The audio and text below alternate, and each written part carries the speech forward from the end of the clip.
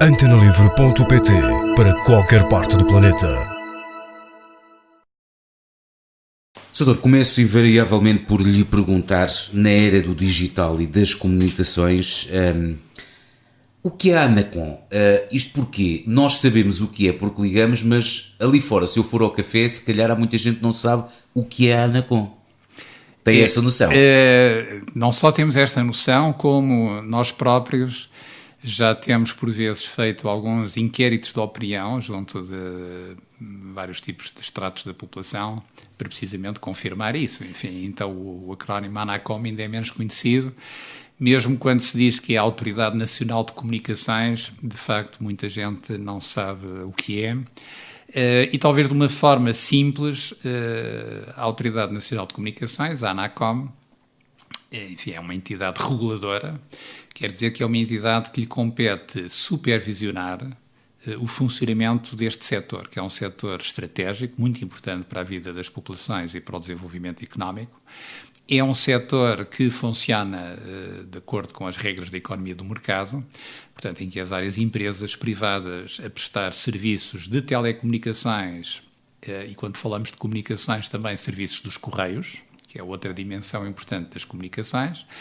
E, portanto, é importante que quer as empresas que prestam os serviços postais, quer as empresas que prestam os serviços de telecomunicações, e não é só as comunicações móveis e fixas, é também o acesso à internet, tenham uma entidade pública que foi criada com o objetivo de assegurar que essas entidades prestam um serviço de acordo com as regras da concorrência, mas também de acordo com a garantia dos direitos dos consumidores. Portanto, a proteção dos consumidores é também outra das nossas linhas de ação muito importantes. Já vamos à TDT, que está agora na ordem do dia por via da migração das frequências. Começava pelos CTT. Tem recebido algumas queixas dos CTT aqui da região, pelo menos nos últimos tempos. A Anacom, por via de queixas do serviço, quer as comunidades, quer os cidadãos. Esse é um dos maiores problemas que tem em mãos neste momento. Devo-lhe confessar, quando iniciei funções há 3 anos atrás, não imaginava que os Correios fossem, como são, motivo de tantas queixas dos cidadãos portugueses, também aqui da região onde estamos, mas de todo o país, também das nossas ilhas. Aliás, as regiões autónomas dos Açores e da Madeira têm sido as mais fustigadas com o mau serviço dos Correios. Tem a agravante do transporte aéreo, enfim, que complica a entrega do correio, mas não esperava de facto tantas dificuldades, porque os Correios, que estão este ano a fazer 500 anos de existência em Portugal, é de facto uma data muito importante, sempre desempenharam um serviço de grande relevância para as populações. Toda a gente sabe a importância dos carteiros na distribuição do correio, sabe também a relevância que os Correios têm para as pessoas que recebem as suas reformas através do correio e outros serviços que os Correios prestam. Hoje em dia, e agora durante a pandemia, os Correios prestaram um serviço muito importante, que foi a entrega das encomendas, que aliás cresceu exponencialmente. A entrega de encomendas, as compras através da internet cresceram muito, com as pessoas fechadas em casa, e portanto os Correios tiveram sempre um papel muito relevante e de facto houve durante os últimos anos uma degradação significativa da qualidade do serviço. Essa degradação traduz em atrasos que estão medidos na entrega do correio, também em dificuldades no próprio atendimento, também atrasos no atendimento às pessoas nas estações e nos postos do correio. Também se traduziu num encerramento significativo de estações de correio em todo o país, em contratos de concessão celebrados pelos CTT de subcontratação de serviços, quer dos postos dos correios a outras entidades, quer também da distribuição do correio, também a substituição dos carteiros próprios dos CTT por outras empresas subcontratadas. Portanto, tudo isto aumentou muito as queixas dos cidadãos, que obviamente querem que as cartas cheguem a tempo e horas e que as encomendas sejam distribuídas e que as reformas sejam recebidas. Portanto, é de facto um serviço muito importante às populações. É um dos dossiês que tem em mão, uma vez que vai haver aqui alterações na concessão, está a chegar ao final do prazo. Este ano termina o contrato de concessão com o Estado, portanto o Estado português vai ter que preparar o futuro. A Anacom está também a trabalhar com o Governo nesse sentido. Fizemos, aliás, e estão a decorrer várias consultas públicas sobre o futuro do Serviço dos Correios. Um dos grandes nossos objetivos é manter padrões de qualidade elevados E, portanto, quanto mais aumentam as queixas, como aumentaram ao longo dos últimos anos, e mais vai aumentar meses, a exigência. Mais nós temos que ser exigentes com os Correios, porque é um serviço lucrativo. É um serviço que, sendo gerido por uma empresa privada, e de facto Portugal é um dos poucos países na União Europeia em que os Correios estão privatizados totalmente, enfim, apenas 3 países têm totalmente privatizados os Correios, na maior parte dos países europeus ou é uma empresa pública ou uma empresa com participação pública. Bom, o facto de ser uma empresa privatizada totalmente obriga, neste caso a ANACOM, a ser muito exigente em nome do Estado no cumprimento daquilo que é a lei postal e que é a qualidade de serviço, porque obviamente que a empresa privada muitas das vezes tem como primeiro objetivo maximizar os lucros. É compreensível que queira atender aos interesses dos acionistas e, portanto, ter uma maior rendibilidade do seu negócio, mas não o pode fazer à custa da degradação da qualidade do serviço e, portanto, a ANACOM tem aí o papel daquilo que a lei lhe permite fixar objetivos e verificar o cumprimento desses objetivos na qualidade do serviço dos Correios. Doutora, se há queixas nos Correios, a rede móvel e a internet também é alvo de muitas queixas ou participações. Pela dificuldade cada vez mais hoje, nós temos a fibra nas grandes cidades, nas zonas do interior é mais complicado, há muita gente a queixar-se pela inexistência de condições de parâmetros de qualidade nas regiões do interior do país, ou não? Ou essa é uma queixa só para os operadores e não diretamente ao regulador? Há duas realidades. Uma é precisamente aquela que resulta das queixas, e o setor das telecomunicações é, sem dúvida, o setor com o maior número de reclamações, de queixas. Aliás, ainda a última semana foram divulgados números globais dos vários setores. Portanto, essa manifestação de insatisfação dos cidadãos é uma das dimensões que temos do problema. Da reclamação, Sr. Doutor, da parte comercial, eu falo aqui mais da parte técnica. Não, estamos a falar da parte da qualidade do serviço, portanto, de as pessoas não terem internet ou não terem possibilidades até de estabelecer uma chamada de voz.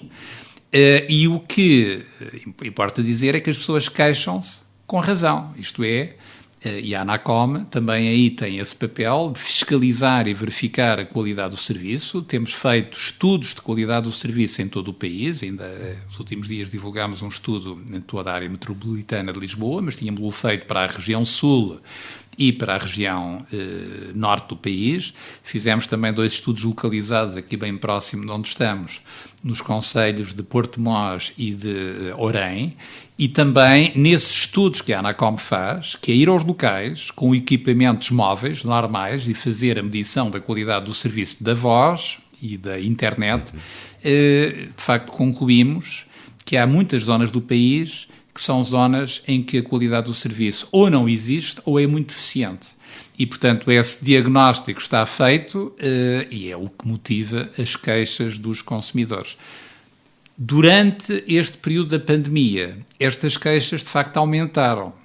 E aumentaram porque passou a haver mais pessoas a trabalharem a partir de casa, em teletrabalho, passou a haver jovens fazer os seus estudos a partir de casa e, portanto, as duas coisas conjugadas fizeram que, até porque também houve pessoas que se deslocaram dos grandes centros urbanos para os meios rurais, para segundas casas e casas de família, para, durante este período, estarem mais protegidas e terem outras condições até de ambiente familiar e, portanto, tudo isto tornou mais evidente que as dificuldades de acesso à internet ou as dificuldades de acesso às comunicações não é uma queixa das pessoas do mundo rural. É uma queixa das pessoas do mundo rural que tem razão de ser, porque de facto há debilidades ainda na cobertura do país. Se eu tiver uma cobertura, e fazendo aqui um exemplo de 24 megabits, que eu tenho contratado, dizem-me que o cabo só permite 16, que por via das especificidades só devem passar 12, e afinal de contas eu só tenho 6 ou 7 megabits por segundo de internet. Isto é passível do quê, doutor? Não, vamos lá ver. Isto são condições técnicas, mas são que a maior parte das pessoas são não características muito insuficientes. De facto, nós precisamos de ter o país todo com uma boa cobertura, quer de comunicações móveis, quer de acesso à internet. Toda a atividade económica hoje se desenvolve com base digital e, portanto, seja uma empresa turística que queira desenvolver as suas atividades, seja uma empresa que queira faturar e vender os seus produtos, seja um cidadão que quer fazer a encomenda na internet, seja alguém que quer enviar um vídeo, enfim, ou seja alguém, como o caso dos jovens que estão a estudar e precisam de aceder à internet e de enviar os seus trabalhos, também de obter os documentos e os ficheiros que recebem dos professores, tudo isso exige que haja, por um lado, cobrir o país bem do ponto de vista da rede fibra óptica, portanto, das redes de alta velocidade, e, por outro lado, que a rede móvel, que também é muito importante hoje em dia para o nosso trabalho, tenha um elevado débito. E aí está, mais uma vez, o papel da Anacom. Nós estamos, neste momento, a preparar o leilão do 5G, e o 5G, enfim, é uma nova tecnologia que vem substituir o 4G e o 3G. Eu diria, não vem substituir, vem complementar, porque nós hoje, em muitas zonas do país, ainda temos 2G, portanto só podemos fazer comunicações móveis. Depois, com o 3G e com o 4G, que passamos a fazer acesso à internet, e cada vez com mais qualidade e com mais velocidade e com mais capacidade. Com o 5G tudo isso vai aumentar. Bom, mas o que é que a Anacom propõe-se fazer na atribuição das frequências no leilão que vai haver para o 5G? Está para breve. Que está previsto acontecer durante esta parte final do ano, era já para ter acontecido, exatamente, mas houve um atraso por causa da pandemia, mas, portanto, queremos que as frequências possam estar emitidas até ao final do ano, no princípio do próximo ano, possam os operadores começar a utilizar essas novas frequências. Mas então, qual é a nossa grande preocupação e o nosso grande objetivo?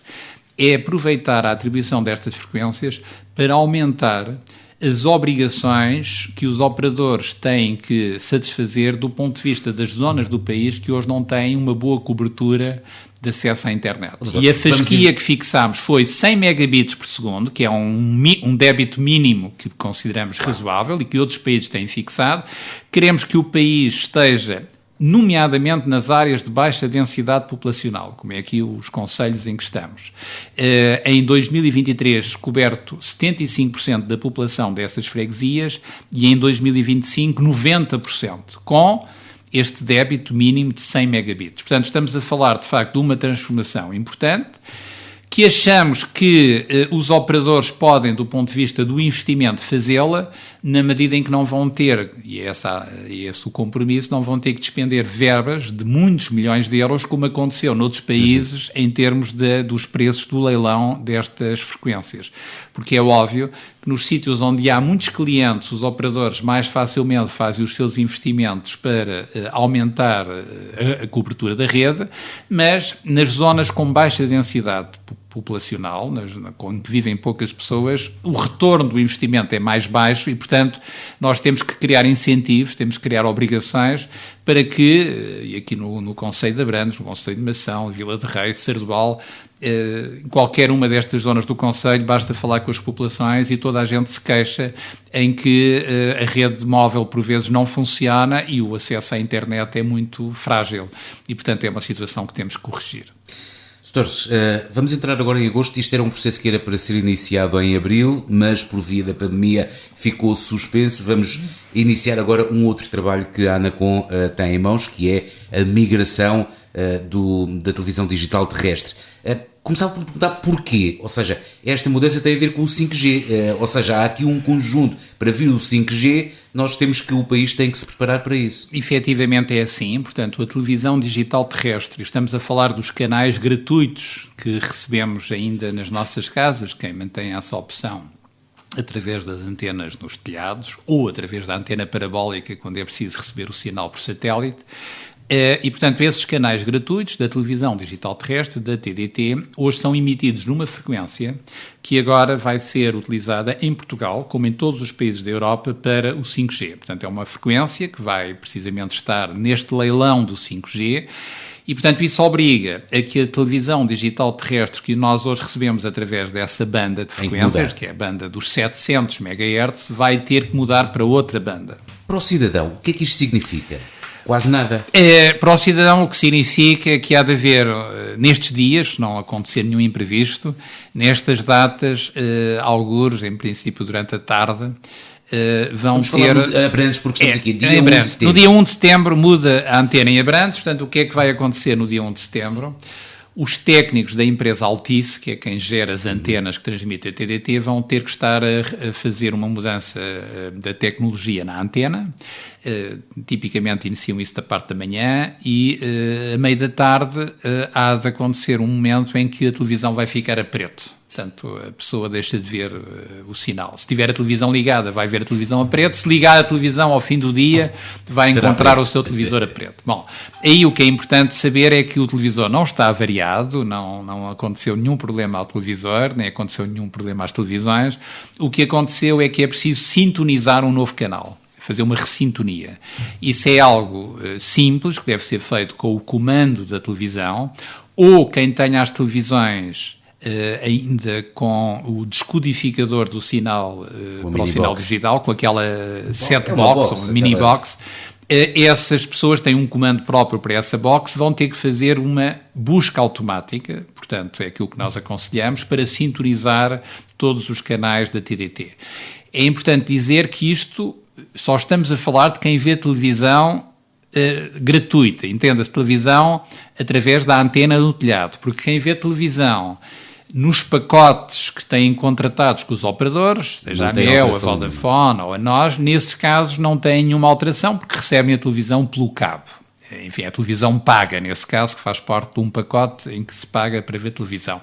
Quem vê televisão gratuita, ou queira ver televisão gratuita, porque há muitas pessoas também que estão a optar por ver televisão gratuita, os estudos revelam que os portugueses têm 200 ou 300 canais de televisão paga, mas tipicamente vêem 6 ou 7 canais.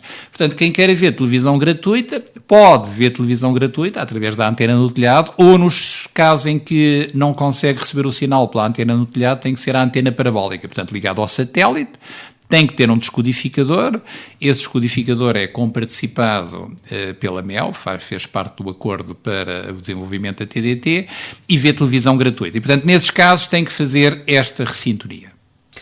Para os idosos, e aqui falamos de uma população mais idosa que tem acesso a estes canais gratuitos e não aos canais, aos pacotes ou aos canais com a internet, de que forma é que a Anacom está a chegar a essas pessoas, que é porventura quem terá mais dificuldade também em perceber, enfim, estas questões da tecnologia? É a nossa grande preocupação neste processo de migração, são as pessoas idosas ou as pessoas com menor literacia digital, e às vezes não tem que ver apenas com estudos. Há pessoas que têm grande capacidade e estudaram e não sabem mexer num comando de televisão. Exatamente. Aliás, tipicamente quem mexe melhor nos comandos de televisão são os mais jovens. Aliás, muitos avós recorrem aos netos quando têm dificuldades para sintonizar os televisores e pedem-lhes ajuda. O que é que a Anacom está a fazer para que esta situação não tenha nenhum impacto, isto é, ninguém deixe de ver televisão gratuita como já vê hoje em dia? Por um lado, aqui nos concelhos e também no Concelho de Abrantes, as pessoas já estarão a receber nas suas casas uma carta da Anacom que explica este processo, que tem o calendário com os dias em que os emissores vão mudar e que tem um folheto, enfim, dentro dessa carta, que explica em que é que a operação consiste, portanto, como é que se deve fazer a sintonia da televisão. Depois tem uma informação muito importante, que é um número gratuito da Anacom, um call center, onde está uma equipa disponível para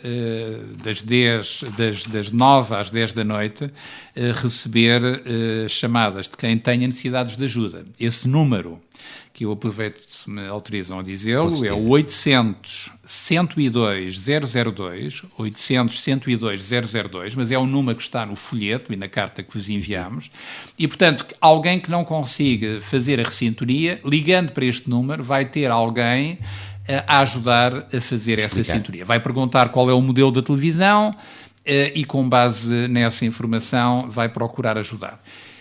Se essa ajuda, mesmo assim, não for suficiente, porque haja uma dificuldade em manusear o comando e em fazer a sintonia, pode ser pedida à Anacom que agende uma visita à casa daquela pessoa para fazer a sintonia. Portanto, a Anacom vai ter, como já teve na zona sul do país, vai ter agora neste processo cerca de 30 técnicos a correr o país, que, perante esse pedido de ajuda, marcam um dia e uma hora para ir à casa da pessoa fazer a sintonia da televisão.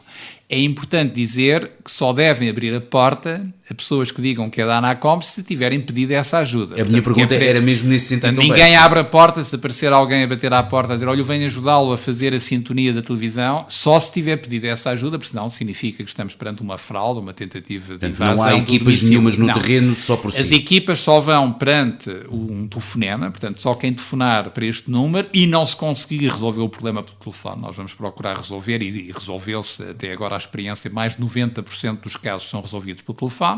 Nos casos em que não se consegue resolver pelo telefone, a ANACOM vai à casa das pessoas, além de que temos protocolos também com as câmaras municipais e com as juntas de freguesia, também as câmaras e as juntas de freguesia podem ajudar neste processo, as instituições de solidariedade social também estão a fazer essa ajuda. Além disso, contamos com necessariamente a colaboração das próprias televisões, que estão a fazer a publicidade e a divulgação desta iniciativa, os jornais, as rádios, portanto, todos estão a ajudar-nos nesta divulgação e, portanto, é um processo que até agora correu bastante bem. A parte sul do país já fez essa migração. Vamos agora começar aqui na zona centro e vamos percorrer toda a zona norte e, portanto... Para fechar este ano. Queremos fechar até dezembro, ter todas as televisões ressintonizadas. E a mensagem importante é esta, aliás, porque também logo no início houve uma tentativa de fraude, de vender, de dizer que a TDT ia acabar e que as pessoas tinham que pagar para passar para pacotes e pagar a televisão. Não, quem quer ver televisão gratuita tem esse direito e da nossa parte tudo vamos fazer para que esse direito seja exercido sem problemas. Com os 4/5 canais ou esse é um processo que tem a ver com outros reguladores? Sim. Tecnicamente é possível haver mais canais. Como sabem, está previsto, desde que a TDT começou a haver mais canais na televisão gratuita, é uma competência do Governo e também da entidade reguladora da comunicação social intervir nesse processo, mas do ponto de vista técnico, e é isso que nós garantimos, é de facto possível ter mais canais na televisão gratuita, aliás, porque Portugal é dos países da Europa que tem menos canais de televisão gratuita, portanto não há razão nenhuma para que não haja aqui uma melhoria significativa na televisão gratuita em Portugal. Porque estamos numa rádio década de 80, há o boom das rádios locais, esse é um espectro, falou-se muito na possibilidade das rádios passarem também para o digital, isso vai avançar mesmo?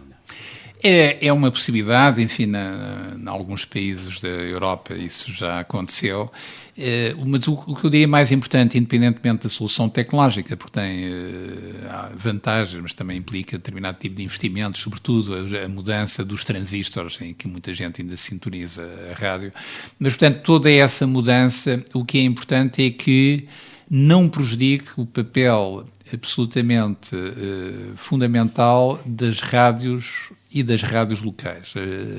As rádios locais, tal como a imprensa regional, têm um papel muitíssimo importante no nosso país, sempre tiveram e continuam a ter, ainda hoje.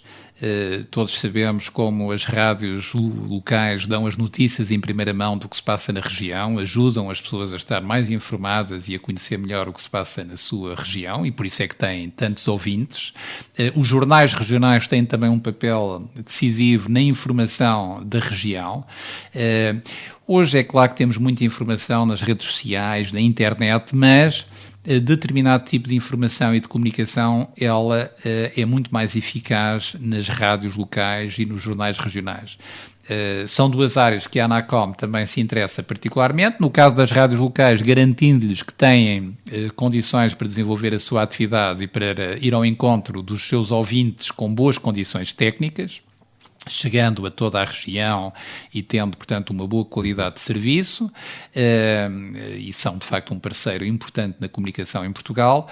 Relativamente aos jornais regionais, eu devo dizer que essa foi uma preocupação que nos bateu à porta naquela dimensão que referimos do atraso dos Correios.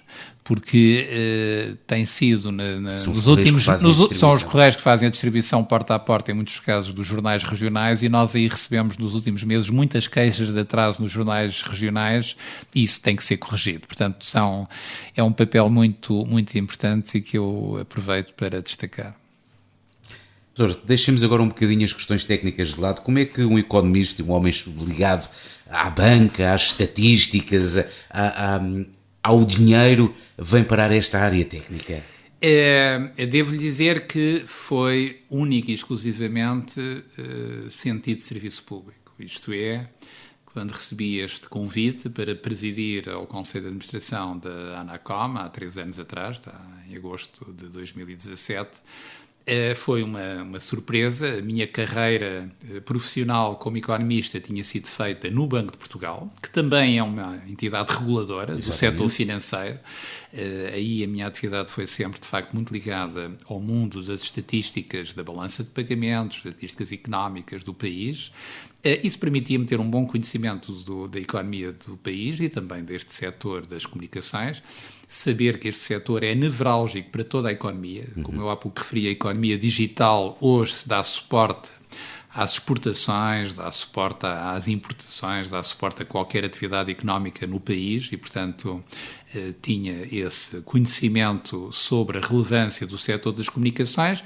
E quando eu falo em missão de serviço público, é precisamente esta dimensão de garantir que os consumidores deste setor e os utilizadores deste setor são bem servidos. E, portanto, em nome do Estado, mas que se trata de um regulador independente, exercer uma função para bem dos cidadãos. Portanto, é essa a única motivação. Do ponto de vista profissional é regular, mas do ponto de vista técnico foi preciso estudar muito para, enfim, para ter uma leitura e perceber tecnicamente como é que isto tudo funciona. Sim, devo-lhe confessar que esse foi um mundo novo.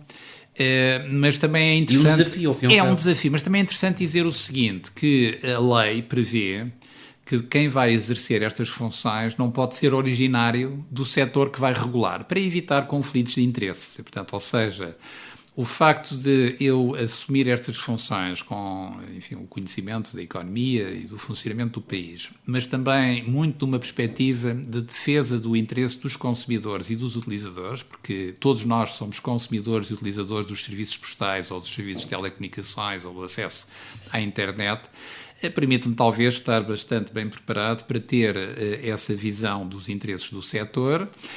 E, por outro lado, as questões técnicas, que há muitas no funcionamento das frequências, na gestão do espectro, dos aspectos da regulação económica e da regulamentação jurídica de todo este setor. Obviamente que isso obrigou a algum estudo, mas foi um estudo que se fez de forma agradável e positiva. Doutora, é natural do Penhascoso, a esposa é natural de Mouriscas. Que memórias é que tem quando, enfim, deixa Lisboa e os gabinetes ou do Banco de Portugal ou da Anacom e vem para o lado de cá? Deixe-me fazer uma correção nessa pergunta, também para não haver nenhum equívoco. Eu nasci em Lisboa, o meu pai é natural de Penhascoso e a minha mãe é natural de Mouriscas, portanto as minhas raízes estão precisamente aqui no concelho de Abrantes e no concelho de Mação. Mas embora tendo nascido... Freguesias vizinhas. Embora tendo nascido em Lisboa, quando alguém me pergunta qual é a minha terra, eu continuo a dizer que é Abrantes e Mação.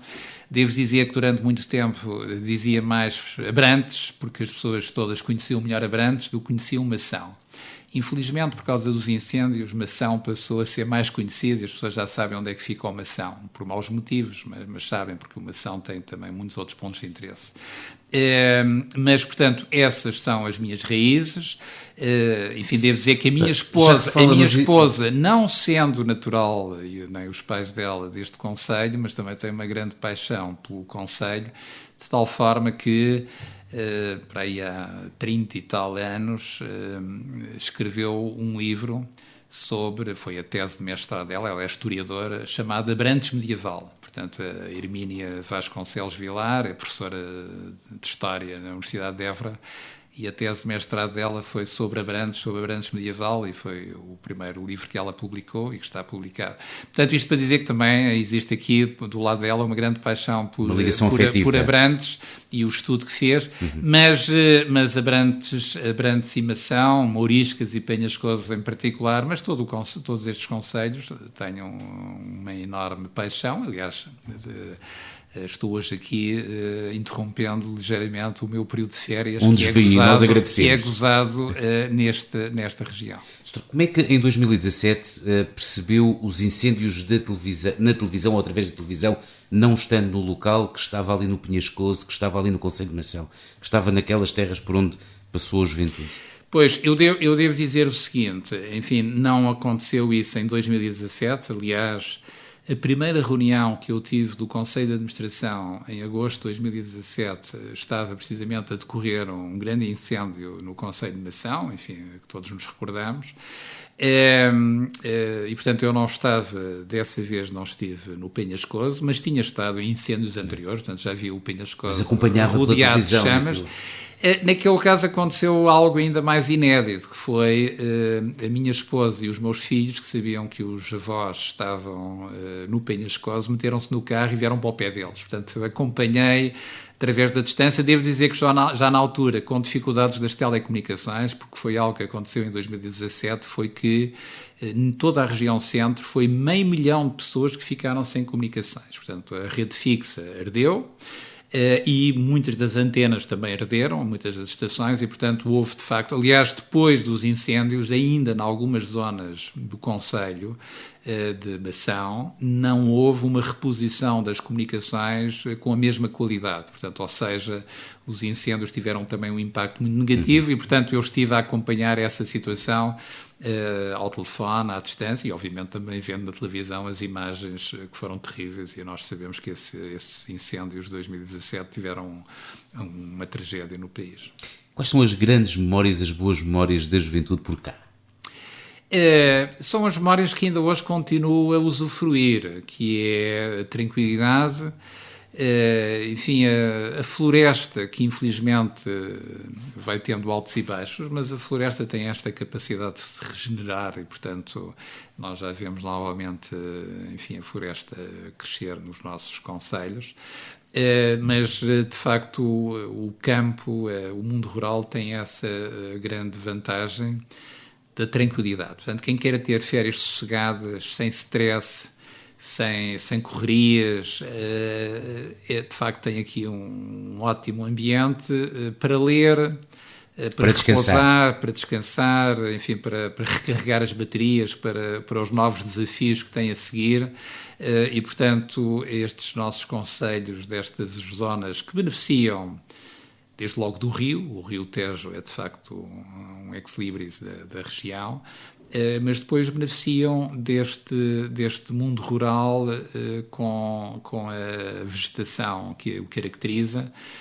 Enfim, temos aqui o rio Tejo, mas logo mais acima toda a albufeira do rio Zézer, enfim, que também aqui o Concelho de Abrantes. Temos agora algumas praias fluviais ribeiras. Temos as ribeiras, Cardigos, por exemplo, temos as praias fluviais. Aliás, devo-lhe dizer que na minha juventude, das memórias mais marcantes era precisamente o ir às praias fluviais. Ainda não havia a praia fluvial que hoje existe na foz da Ribeira das Boazeiras, mas a Ribeira, ao longo do seu percurso, tinha ótimas zonas onde se podia tomar um banho refrescante em agosto, que era das melhores coisas que se fazia no verão, e sobretudo o convívio entre os jovens. E quem conhecia eram os jovens da terra, não havia... Era. Ainda hoje há muitos percursos que não estão descobertos e publicitados, mas o Concelho de Mação, o Concelho de Abrantes, Sardual, Vila de Rei tem de facto excelentes percursos pedestres, e quem gosta de caminhar tem imensas zonas de atração para descobrir. Doutor, uma última pergunta em jeito de brincadeira. Quando vem para o interior e faz uma conversa de telemóvel, se a rede falhar, anota o local para depois ver junto dos técnicos, enfim, porque é que aquela é uma zona sombra ou não? Não, vamos lá ver, cria um grande incentivo para, de facto, levar esta função de presidente da ANACOM com uma grande motivação acrescida, porque nada melhor do que presenciar, do que vivenciar as dificuldades que é ficar sem rede telemóvel quando está a meio de uma chamada importante, ou, como eu costumo dizer, quando alguém precisa de pedir socorro, foi o que aconteceu no caso dos incêndios, em que as pessoas ficam sem as comunicações. Portanto, aí valorizamos de forma muito evidente a relevância e também eu verifiquei como, por exemplo, foi importante na aldeia do meu pai, em Penhascoso, ter passado a haver fibra óptica, não só para o trabalho que é feito, mas também para os jovens, para o estudo. Eu costumo dizer que um jovem do nosso país que vive numa zona sem internet está numa situação de desfavor, de desigualdade muito grande com o jovem que tem acesso à internet, porque a internet hoje é muito importante para o estudo. E, portanto, quer os jovens, quer as empresas precisam, de facto, de ter boas comunicações e, portanto, essa minha experiência, aquilo que me faz é sempre reforçar a determinação de, dentro das nossas competências, tudo fazer para que esta situação seja corrigida. Mas eu devo dizer que tenho encontrado, da parte do Governo, eu recordo-me de uma reunião com o Sr. Primeiro-Ministro, em que ele precisamente também tinha a mesma experiência, portanto, como também corre o país e verifica, também ele fica sem rede de telemóvel e tem dificuldades de comunicações. Mas não é só fora das grandes cidades, porque também em Lisboa... Sim. Muitas vezes dentro dos edifícios ficamos sem rede móvel. Portanto, há muito a fazer também nos grandes centros urbanos para melhorar a rede móvel. Como é sabido, tenho procurado impulsionar o desenvolvimento do roaming nacional no país, porque se os operadores unissem esforços e tivessem estes acordos de roaming entenda-se, nós quando não temos o nosso operador com a antena próxima, está um outro operador, podemos desconectar esse operador. E, portanto, isso é possível, ou melhor, os estrangeiros... Tecnicamente é possível, a pergunta em Portugal é possível. Tem que ser, quer dizer, nós estamos também no regulamento do leilão do 5G a procurar impulsionar esse processo, porque é um desperdício de recursos, haver uma antena em que só os clientes daquele operador é que se podem conectar. Mas já se forem os cidadãos estrangeiros da Europa que nos visitam, aí conectam-se a qualquer antena. Há uma disparidade. Aliás, já até um absurdo que é, junto à fronteira com Espanha, muitas das vezes os portugueses conectam-se às antenas espanholas e não se podem conectar às antenas dos outros operadores em Portugal. Portanto, sobretudo nas zonas em que há pouca população e, portanto, o investimento não é rentável, porque os operadores não investem, claro, porque não têm a rendibilidade em investir. Então temos que criar incentivos para uma maior partilha, quer nas redes de fibra óptica, quer nas redes de comunicações móveis. É o desafio. É o desafio, estamos a trabalhar nesse sentido e estou convencido que vamos conseguir melhorar as comunicações em Portugal. Doutor, muito obrigado. Foi um prazer, muito obrigado.